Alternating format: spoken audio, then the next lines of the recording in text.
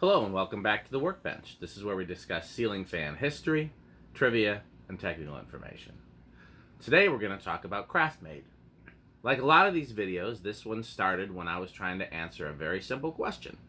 What did Craftmade originally sell? Did they start out selling builder fans like the decorative, like the CXL, like the models we all know them for? Or did they start out with something else? And like a lot of these videos, when I started researching, I learned a lot of things that I didn't know, and I learned a much more interesting story than I had anticipated. So, let's get into it. Craftmade was founded in 1985 by Jim Ridings, a former Encon employee. He was fired when Encon got a contract with Payless Cashaways. So let's talk about that brief tangent for a second. So, Encon, as we know from the Encon video, started out selling through antique stores and through fan shops, and then eventually lighting showrooms, hardware stores, etc. By the mid-'80s, they had started to get contracts with department stores, and in '85, they got their biggest contract so far through Payless Cashaways, which at the time was a huge chain of stores. Huge home center, Lowe's, Home Depot type store. They're not around, no, but they were one of the big home center type stores at that time. And so based on that, Encon decided, okay, we're going to focus on being the supplier to these type of stores. We're going to focus on being the suppliers to Lowe's, to Home Depot, to Menards, to Shopco, to Heckinger's, to all the places where they could be a really big, cheap house brand. We're not going to sell to small retailers anymore. And so they didn't need their sales team anymore because they had a whole team of salesmen their job was to go out and sell Encon products to the smaller dealers. So they fired their sales team, which included Jim Ridings. That was 1985. He teamed up with James Ivins, who was a former Litex sales rep. Craftmade was intended to be a distributor and marketer of furniture and hardware and plumbing supplies. However, their biggest seller ended up being selling Litex ceiling fans to mobile home manufacturers.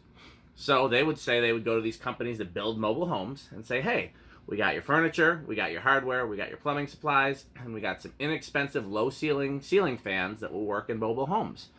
And that ended up being their biggest seller. However, much like Encon with Payless Cashaways, Litex got an exclusive contract with Walmart and also stopped selling to small businesses and retailers anymore, so they stopped selling to Craftmade. So now, Craftmade had all these contracts with mobile home manufacturers to supply fans, and they could not supply the fans anymore because Litex wouldn't sell to them anymore. So they went overseas to a Taiwan factory, bought 800 fans to fulfill their contracts, and that's how Craftmade became a ceiling fan company. They used Litex's former sales reps to do so. So that was 1985. 1986 was their first full year of operations, and they had a contract with FanThing of Taiwan. 1987 is when Craftmade ceiling fans first appear in advertisements. This is the first year they're advertising outside of selling to mobile home manufacturers. All the pictures and ads are of Casablanca fans, mostly the Panama. We know they're not actually selling Panamas, they're getting their fans from FanThing. In 1988, Craftmade fans appear in pictures. All of them resemble the decorative. Some are 4-blade, some are 5. In 1989, they now have a contract with Sunlit Industries as another supplier. In 1990, Craftmade goes public. If you don't know what that means, when we talk about privately owned companies are family owned or owned by, a group of people and all the profits stay within them. Public companies are traded on the stock market, and the profits are shared with their shareholders through the buying of stock. So Craftmade goes public in 1990. Also in 1990, they purchased DMI Products, who is a specialty lamp manufacturer. This purchase includes the founder of DMI Products, Edmund C. Wheeler, who was currently DMI's president, but he was an electrical and design engineer who was a bit of an inventor. And so now, keep in mind, they started out with salespeople. They didn't really have anybody that could develop new products. But now they have somebody on their team that can help them develop new products. That's Edmund Wheeler. So they begin manufacturing computer connections and cables through a company called Global Electronics Incorporated, GEI. Also, 1990 is when the Craftmade Saturn copy starts appearing in ads. Let's skip ahead to 1994.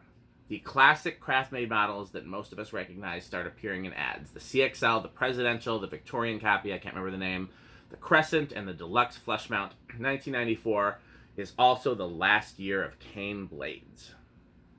Let's skip ahead to 1998. They buy another company. They buy Trade Source International, which is called TSI.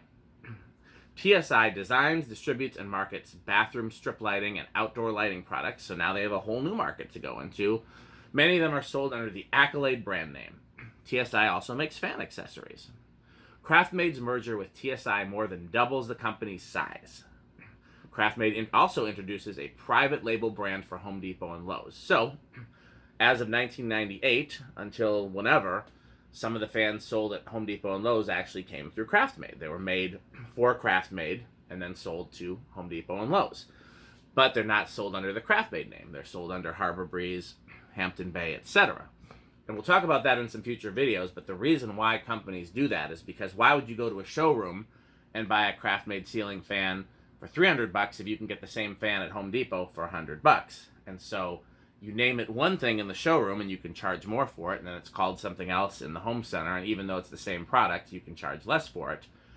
An example that most of us know would be the Fanimation Odin and the Harbor Breeze Slinger. Very similar fans.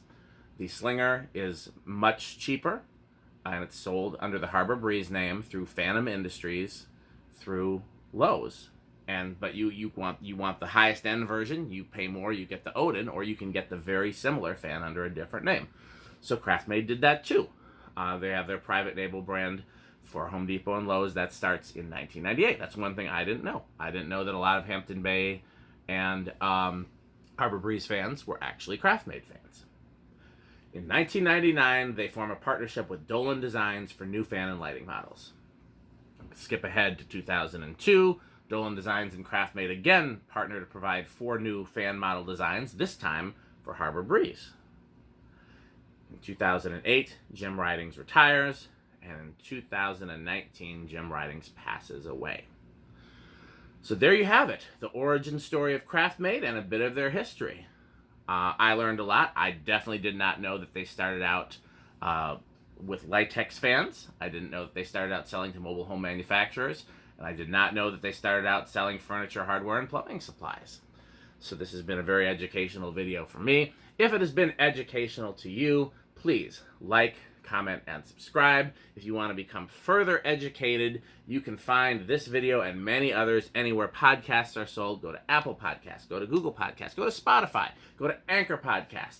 If there's a place you can get your podcast, you should be able to get from the Workbench. And if you can't, please request it in a comment below. We're able to do that and many other great things because we have a sponsor, and our sponsor is FanStick. Please buy FanStick.